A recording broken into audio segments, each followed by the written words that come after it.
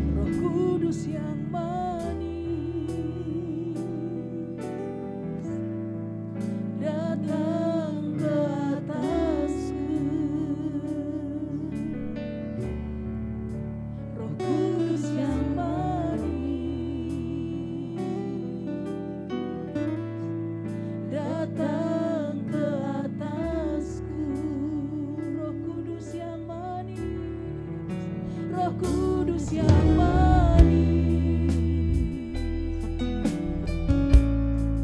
datang ke atasku.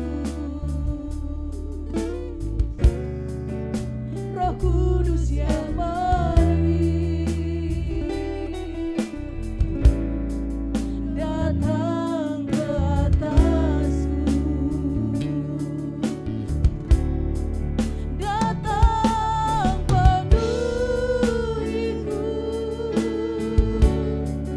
datang urapiku,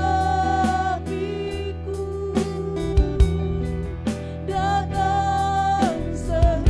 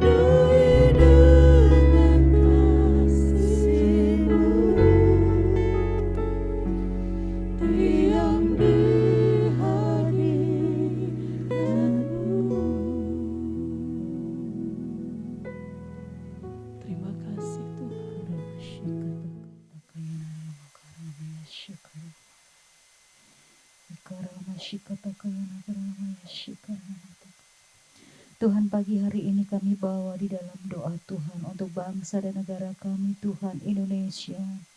Tuhan, kami lepaskan berkat buat Indonesia, shalom buat Indonesia Tuhan. Kalau kami masih melihat sampai hari ini wabah COVID-19 masih ada Tuhan, dan masih ada banyak orang-orang yang terdampak, banyak orang-orang yang terkena Tuhan. Kami berdoa dengan biarlah belas kasihan-Mu atas Indonesia Tuhan. Engkau menjamah, Engkau memberkati Indonesia. Biarlah pandemi ini akan segera berlalu, akan banyak orang-orang sembuh dari COVID-19 Tuhan. Berkati pemerintah Jokowi dan seluruh jajarannya Tuhan. Tuhan tolong berikan hikmat, kuasa yang dari Tuhan. Bahkan Tuhan penyertaan-Mu atas hamba-Mu ini Tuhan, sehingga mengatur jalannya pemerintahan ini dengan baik, dengan penuh tuntunan yang dari Tuhan. Kesehatan, kekuatan yang Kau curahkan kepada hamba-Mu ini Tuhan. Terima kasih Yesus, terima kasih. Kami juga berdoa Tuhan untuk perekonomian bangsa Indonesia yang semakin hari semakin tidak menentu. Harga-harga barang naik dan banyak orang-orang yang sungguh Tuhan tidak bisa mendapatkan Tuhan dengan keuangan mereka. Tuhan tolong Tuhan, kami berdoa biarlah Tuhan perekonomian Indonesia akan semakin membaik Tuhan. Terima kasih Yesus, terima kasih Tuhan. Pagi ini kami juga berkati Tuhan setiap generasi muda kami Tuhan. Kami melepaskan berkat buat para generasi kami Tuhan, sehingga mereka Tuhan akan menjadi generasi-generasi yang dipakai oleh Tuhan. Jauhkan dari setiap perbuatan-perbuatan yang tidak berkenan di hadapan Engkau. Mereka yang melakukan sesuatu yang buruk, mereka yang melakukan sesuatu yang menyimpang, Tuhan tolong Tuhan. Oh, jamah hati mereka, Kau balikkan hati mereka Tuhan untuk semakin dekat dengan Tuhan. Terima kasih Yesus, terima kasih. Hamba-Mu juga berdoa buat setiap jemaat-jemaat yang sedang mengalami sakit. Di dalam nama Tuhan Yesus, kesembuhan terjadi, pemulihan terjadi, kekuatan terjadi. Kami berdoa juga mereka yang sedang mengalami permasalahan. Oh Tuhan, di dalam hidup mereka, Tuhan berikan bahu yang kuat untuk menanggungnya. Bahkan Tuhan, mereka akan keluar dari masalah ini dan menjadi pemenang dalam hidup mereka. Terima kasih. Sebentar kami mau dengar firman Tuhan. Urapi hamba-Mu Tuhan, jamah hamba-Mu, sehingga menjadi berkat bagi kami semua yang mendengarkan Tuhan. Bapak Pendeta Handoyo Lim akan menyampaikan firman. Amin, amin, haleluya. Puji Tuhan, kita boleh ada di doa pagi dan mendekat pada Tuhan. Kita sedang bersiap-siap untuk hari Kamis nanti. Kita akan merayakan kenaikan Yesus. Anda bisa mengikutinya melalui online streaming di YouTube ini mulai dari jam 7 pagi. Jadi tidak ada ibadah onsite di gereja, tapi dalam bentuk rekaman, karena itu juga pas berbarengan dengan hari Lebaran, ya, dan dengan berbagai pertimbangan kita putuskan untuk lebih kepada online. Nah, lalu hari Jumatnya kita akan mulai memasuki ibadah 10 hari menyambut memperingati pencurahan Roh Kudus. Jadi saya minta Anda mempersiapkan diri dengan baik. Doa pagi tetap ada jam 5 pagi sampai jam 6, tapi yang jam setengah 7 malam itu live hanya melalui Zoom, ya. Nanti saudara lihat kepada linknya atau tanya kepada hamba-hamba Tuhan. Kalau Anda tidak atau belum dapat link, ya, link Zoom-nya, password-nya, dan saya percaya setiap orang yang mengikuti akan dilawat Tuhan luar biasa. Ya, haleluya. Karena pertolongan Tuhan tidak pernah terlambat. Hari ini saya mau melanjutkan sharing kemarin tentang peperangan rohani. Bahwa kisah bagaimana Tuhan menolong Raja Israel. Raja Aram sudah berusaha mencegat atau membuat penghadangan untuk menjebak Raja Israel bersama pasukannya untuk bisa mengalahkannya. Tapi selalu lolos, ya, selalu lolos. Nah, lalu ayat 11 berkata, lalu mengamuklah, ya 2 Raja-Raja 6, lalu mengamuklah hati Raja Aram tentang hal itu, maka dipanggilnyalah pegawai-pegawainya, katanya kepada mereka, tidakkah dapat kamu memberitahukan kepadaku, siapa dari kita memihak kepada Raja Israel? Siapa mata-matanya? Siapa yang memberitakan kepada Raja Israel tentang rencana-rencana yang aku buat? Ya, saudara. Tetapi berkatalah salah seorang pegawainya, tidak Tuanku Raja, melainkan Elisa, nabi yang di Israel. Dialah yang memberitahukan kepada Raja Israel tentang perkataan yang diucapkan oleh Tuanku di kamar tidurmu. Jadi saudara, ada hal yang tidak bisa dilihat, yang tidak bisa dipikirkan dengan rancangan manusia, ternyata Tuhan bisa terlibat, memberitahu kepada nabinya dan Raja Israel ketika nurut, diberitahu, nurut, diingatkan, maka dia mendapatkan kebebasan. Saudara, percayalah, Roh Kudus diberikan supaya menuntun hidup saudara dan saya, sehingga kita mendapat terobosan demi terobosan. Ya, kemarin saya ceritakan bagaimana kesaksian orang yang mendapat terobosan dalam bisnisnya. Nah, tapi saudara, kembali dalam peperangan ini, Raja Aram tidak menyerah. Dia tahu sumbernya. Ternyata yang menjadi kunci otaknya adalah Elisa.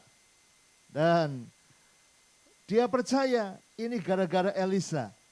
Mungkin orang bisa saja tidak percaya. Masa sih? Ya, pasti ada mata-matanya. Tapi luar biasanya raja ini percaya, saudara. Ya, bahkan musuh saja percaya bahwa Tuhan bisa berbicara kepada nabinya. Wow, ya saudara. Karena itu mari kita belajar percaya sungguh-sungguh. Kalau musuh saja bisa percaya kuasa Tuhan, apalagi saudara dan saya anak-anak Tuhan, lebihlah percaya bahwa Roh Kudusnya sanggup menuntun hidupmu melewati segala persoalan yang sedang terjadi hari-hari ini. Ya, percaya dia. Ayat 13, berkatalah raja, pergilah melihat di mana dia, si Elisa itu, supaya aku menyuruh orang menangkap dia. Lalu diberitahukanlah kepadanya, dia ada di Dotan.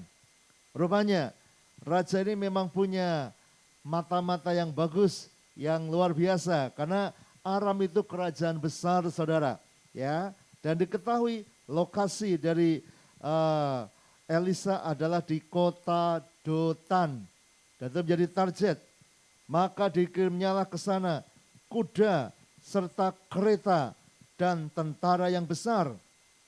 Sampailah mereka pada waktu malam, lalu mengepung kota itu. Nah, saudara, sesungguhnya Aram ini pasukannya sangat besar. Bahkan Aram adalah negara adidaya pada waktu itu. Kerajaan yang besar dibandingkan dengan Israel tidak ada apa-apanya. Ya, tetapi mereka tidak berhasil mengalahkan Israel. Karena setiap kali mempunyai rencana, ternyata rencana itu bocor. Ya, Tuhan memberitahu melewat nabinya. Nah saudara, bahkan kemudian ketika tahu di Dotan, mereka kirim kuda, kereta, tentara yang besar, dan itu bisa sampai mengepung kota. Bayangkan itu tentara yang dikirim itu bisa sampai mengitari kota, mengepung kota. Jadi saking banyaknya, ya, saking banyaknya. Ayat 15, ketika pelayan abdi Allah bangun pagi-pagi dan pergi keluar, maka tampaklah suatu tentara dengan kuda dan kereta ada di sekeliling kota itu. Lalu berkatalah bujangnya itu kepadanya, celaka tuanku, apakah yang akan kita perbuat? Waduh, ternyata Elisa punya pelayan dan dia bujangnya ini melihat keadaan dan dengan mata manusia, dengan pikiran manusia, dengan naluri manusianya, dia berkata, celaka tuanku, apa yang akan kita perbuat? Kenapa? Karena tentara, kuda, keretanya besar, banyak sekali mengelilingi kota itu. Dan dia tahu bahwa ini pasti akan mencelakai warga kota, apalagi mencari hamba Tuhan ini, saudara. Nah, saudara, lihat, secara manusia bisa saja ada pengepungan, ada masalah yang seolah-olah mengepung hidupmu yang sangat berat. Memang terlihat betul-betul dan memang real. Ada tentara, ada kuda, ada kereta waktu itu, pasukan yang beragam, yang banyak, yang besar, yang bisa mengepung kota itu. Dan rasanya melihat dengan keadaan kota, pasti habis, pasti celaka, pasti akan binasa. Karena tentara yang menyerang sangat luar biasa. Karena nanti kalau Anda membaca berikutnya, saudara, Raja Aram ini juga kemudian ini baru gerombolan kecil, saudara. Karena nanti kemudian Raja Aramnya mengirimkan tentara yang besar mengepung ibu kota Samaria. Kalau ini hanya kota kecil, kota Dotan, ya. Tapi ada nanti waktunya mereka mengirim pasukan yang jauh lebih besar lagi dan mengepung satu ibu kota Samaria, sampai terjadi kelaparan, ya, sampai mereka makan kepala keledai harganya mahal, ya, tai merpati mahal, ya. Anda kalau tahu kisahnya, sampai ada dua wanita yang mereka buat perjanjian lalu memasak anak mereka untuk makan, saudara. Itu karena kelaparan yang luar biasa, karena pengepungan. Di pasal-pasal berikutnya Anda akan temukan itu. Nah, jadi memang ini gede sekali musuhnya. Ini yang dikirim masih kelompok kecil, tapi sudah cukup bisa untuk mengepung satu kota. Dan rasanya tidak mungkin menang. Kenapa tidak mungkin menang? Karena bujang ini hanya melihat dengan mata kepalanya saja. Tapi abdi Allah, Elisa, dia tidak ada gentar dan takutnya sama sekali. Ayat 16, jawabnya, jangan takut, sebab lebih banyak yang menyertai kita daripada yang menyertai mereka. Wah, ini Elisa berkata jangan takut. Loh gimana enggak takut? Ini yang ngepung banyak. Loh jangan takut. Yang menyertai kita lebih banyak dari yang menyertai mereka. Waduh, mungkin bujangnya sempat berpikir, ini Nabi Elisa sudah stres ini, sudah gila ini. Masa kita cuma berdua, ya, Elisa dengan bujangnya, atau mungkin kalau tambah dengan penduduk kota Dotan yang kecil itu entah berapa. Tapi yang mereka pakai kuda, pakai kereta, tentara yang besar, banyak sekali. Kok ini Elisa matematikanya jelek, ya? Masa yang menyertai kita lebih dari yang menyertai mereka? Berapa? Dilihat mata tidak ada. Mungkin bujang itu bisa begitu, saudara. Karena memang yang dilihat mata hanya dia dan Elisa. Sementara ada pasukan besar yang mengepung kota itu. Tapi Elisa, dia tidak takut, tetap tenang. Mengapa? Karena Elisa bisa melihat lebih dari yang dilihat oleh mata biasa. Dia bisa melihat dunia yang tidak terlihat oleh mata manusia. Dunia itu sungguh ada. Yaitu apa? Dunia alam roh. Dunia alam roh yang sungguh-sungguh ada dan membela, menolong. Seperti sebelumnya tadi. Kenapa Elisa bisa memberi nasihat kepada Raja Israel sehingga selalu terhindar dari bahaya pengepungan, penghadangan pasukan Aram. Karena ada bantuan dari alam roh untuk menolong dia. Ya, lihat ayat yang ke-17. Lalu berdoalah Elisa, ya Tuhan, bukalah kiranya matanya supaya ia melihat. Maka Tuhan membuka mata bujang itu sehingga ia melihat. Tampaklah gunung itu penuh dengan kuda dan kereta berapi sekeliling Elisa. Wah, ini rupanya yang membuat Elisa tidak takut menghadapi pengepungan tentara itu. Mengapa? Karena Elisa bisa melihat apa yang tidak dilihat oleh mata manusia biasa. Ya, nah bujangnya ini ketakutan karena dia tidak bisa melihat itu. Dia hanya mengandalkan penglihatan manusianya. Dia nggak buta. Orang dia keluar dan lihat, oh banyak tentara dan dia bisa laporan. Waduh, Tuan Elisa, kita celaka. Di luar mengepung kota kita banyak sekali. Kuda, kereta, tentara Aram. Dia bisa melihat, tapi dia hanya melihat dengan mata jasmaninya. Dan sekarang Elisa berdoa, Tuhan bukalah kiranya matanya. Tetap pakai mata biasanya, tapi dia bisa melihat apa yang ada di alam roh. Nah, ini mau mengatakan bahwa memang ada di alam nyata, alam real. Tetapi sesungguhnya ada alam roh yang sedang ada juga. Dan Elisa bisa melihat dan sekarang dia berdoa, Tuhan buka kiranya matanya supaya melihat. Maka Tuhan membuka mata bujang itu sehingga ia melihat, melihat alam roh, dimensi roh, dunia yang berbeda yang sebenarnya bisa mempengaruhi, dan tampaklah gunung itu penuh dengan kuda dan kereta berapi sekeliling Elisa. Wow, jadi saudara,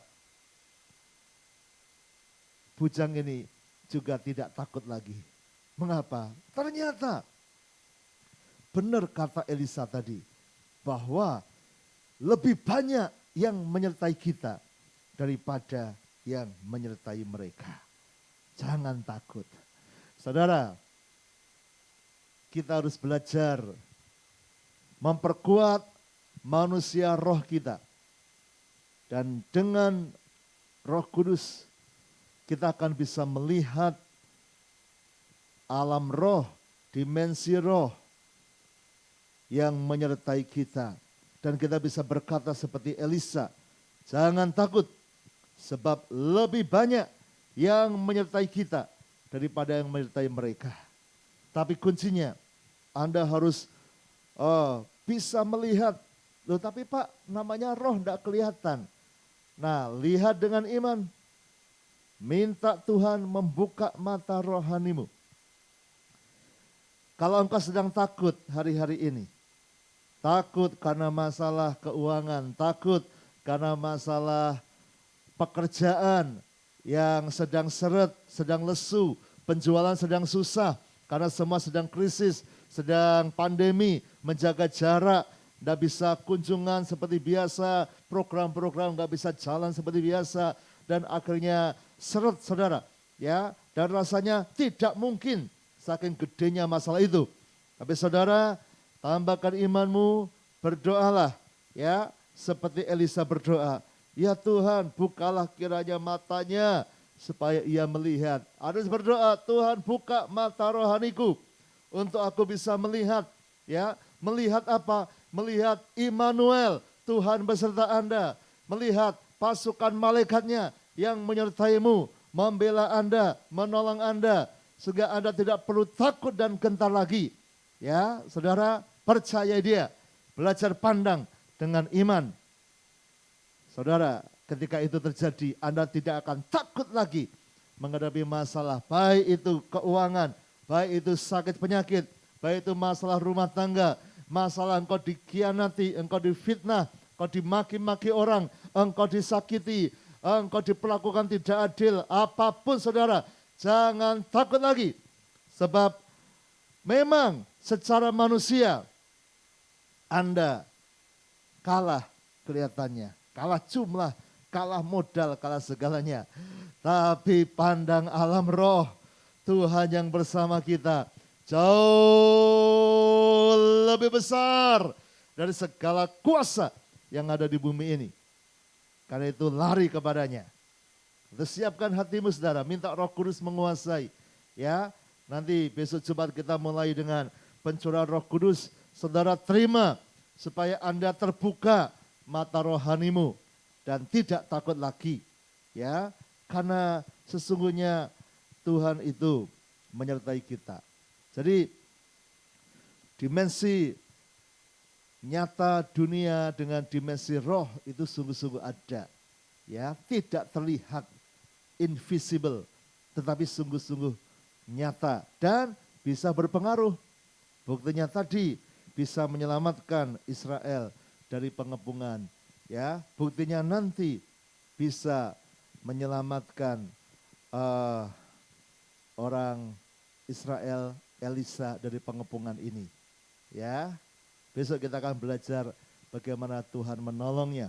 Ya, tetapi intinya hari ini Anda harus mulai percaya ada dunia roh yang Tuhan bisa kirimkan malaikat menolong. Ada kesaksian, ada seorang anak remaja mungkin sekitar SMP saudara, karena terjadi di luar negeri. Dia terkenal mengikut Yesus, sementara di tempatnya itu banyak anak-anak yang tidak percaya Tuhan, yang ateis, yang tidak percaya adanya Tuhan.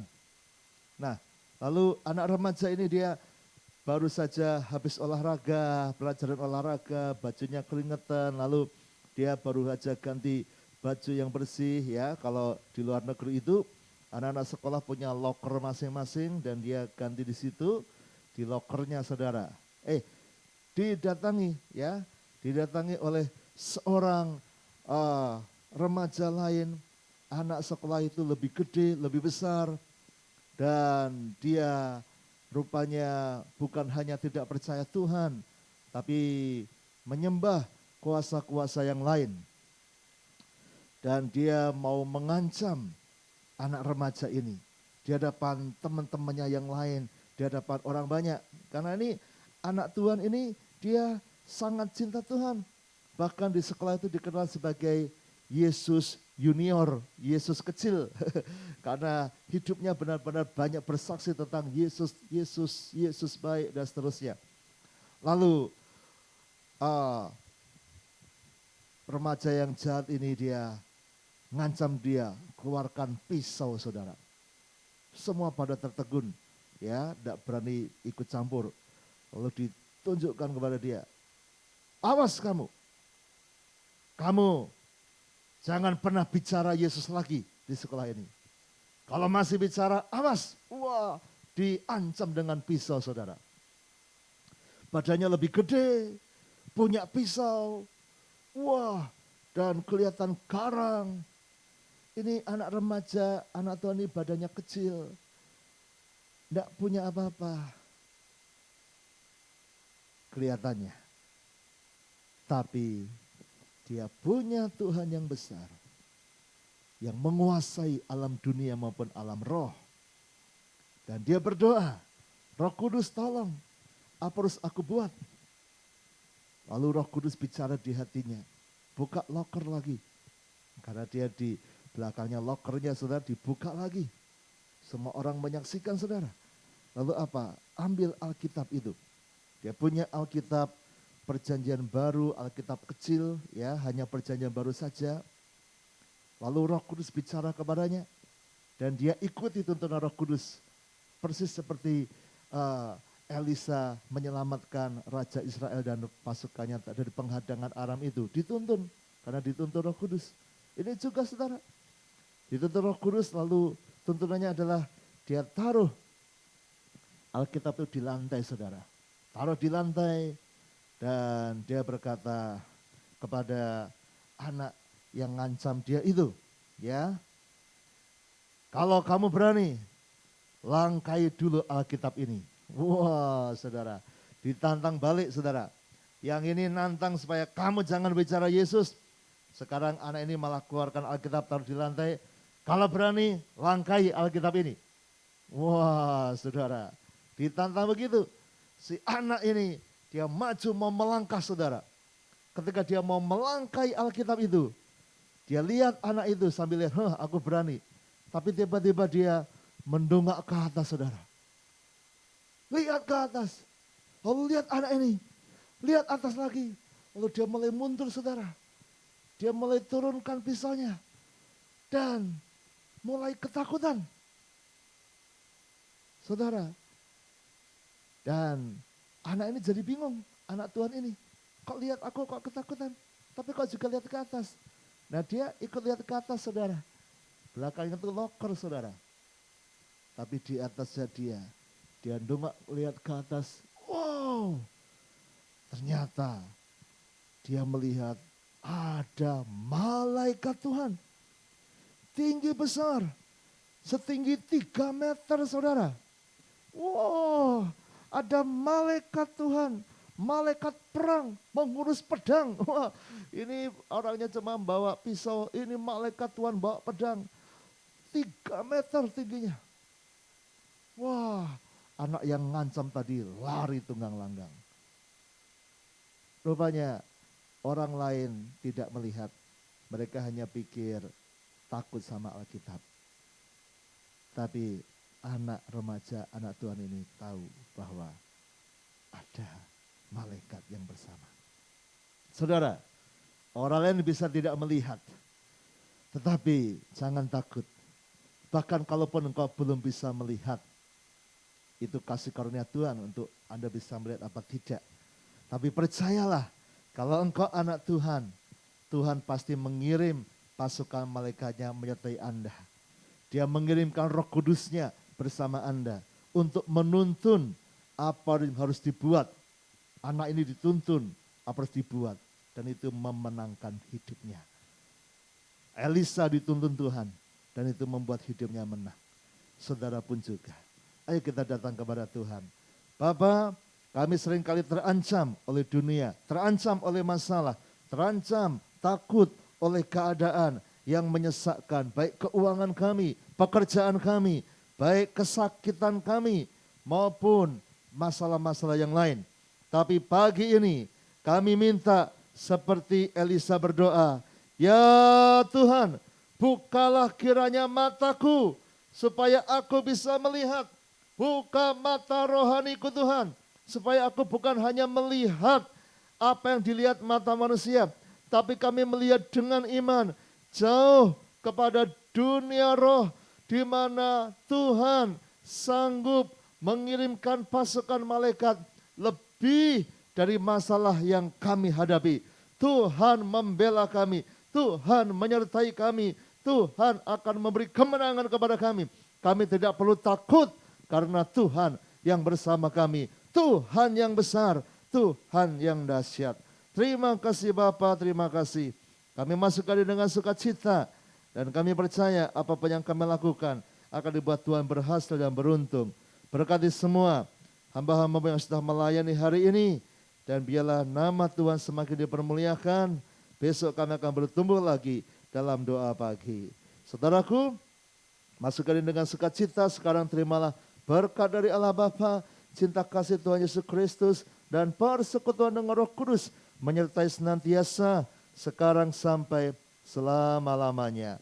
Doa Bapa kami, Bapa kami yang di sorga, dikuduskanlah namamu, datanglah kerajaanmu, jadilah kehendak-Mu di bumi seperti di sorga. Berikanlah kami pada hari ini makanan kami yang secukupnya, dan ampunilah kami akan kesalahan kami, seperti kami juga mengampuni orang yang bersalah kepada kami.